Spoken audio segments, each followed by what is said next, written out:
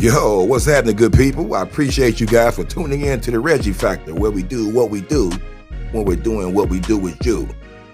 Today, I want to talk to you guys about something that many of us struggle with as we pursue our dreams and aspirations. You know what I mean? The concept of trusting the process and believing in divine timing, right? In a world that often demands instant gratification, because it's like a drive-through microwave society, it can be difficult to remain patient and trust that things will unfold when the time is right. But the truth is, reaching our goals is rarely a straight line path for real. And it requires faith, resilience, and an understanding that every step, no matter how small, no matter how delayed, each step has a purpose. Now let's start with the idea of trusting the process. We live in an age where everything seems to happen quickly. From social media to fast food, we're conditioned to expect things to happen on our own timeline. But real growth, real transformation, and meaningful success, it takes time, baby. Can't rush perfection. Think about how long it takes a seed to grow into a tree. Doesn't happen overnight.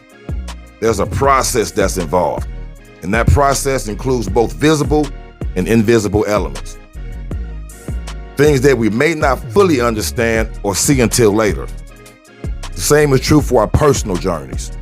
Every setback, every detour, every challenge we face is part of the process, pimpin'. And sometimes we may feel discouraged, disappointed when things don't happen as quickly as we want them to. But it's essential to remember that we're exactly where we need to be at this moment in time. Trusting the process means embracing patience and knowing that every experience, good or bad or ugly, is helping us to shape into the person we ultimately want to be. Changes us into the person that we need to become in order to achieve our goals. And this brings me to the second part of our discussion, divine timing, baby. God's timing. Many of us set specific goals and have certain deadlines in mind. I get it. Now, we may feel frustrated when things don't go according to our timeline, because we know it all, right? But the truth is, divine timing suggests that there's a higher plan, a force beyond us, guiding us to exactly where we need to be at exactly the right time. Now, this might be a hard concept to embrace when we're in the thick of working towards our goals, but it is important to recognize that sometimes the universe, God, or whatever you believe in, is aligning things for us in ways we cannot yet see. Divine timing is about faith, the belief in things not seen. It's about understanding that our goals, understanding that our dreams and desires are all part of a bigger picture, baby. Perhaps there's something you need to learn before you can take the next step. Or maybe an opportunity that will come your way is not ready yet because it needs to be perfect when it does. Just because things don't happen immediately doesn't mean that they won't happen. It simply means that the timing is not right. Not yet, at least. Not yet anyway. So when we trust in divine timing, we free ourselves from the stress and the anxiety of trying to control every single little detail. That'll stress you out, big dog. We release the need for perfection and instead focus on doing our best in each moment, knowing that things will unfold when it's meant to.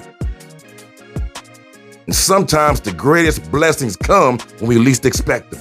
You heard me? This is because everything is happening in the perfect order, according to a plan much greater than your own. Yeah. So how do we cultivate this trust in the process? How do we cultivate this trust in divine timing? Well, first thing we do, man, we just gotta let go. We have to let go of control. Surrendering our attachment to specific outcomes allows us to remain open to the many ways life can unfold. Instead of focusing on when, focusing on what you can do right now to move forward. Even if it's just a small step, what can you do right now? Second, practice patience. I know it's not easy. Patience is not the same as passivity.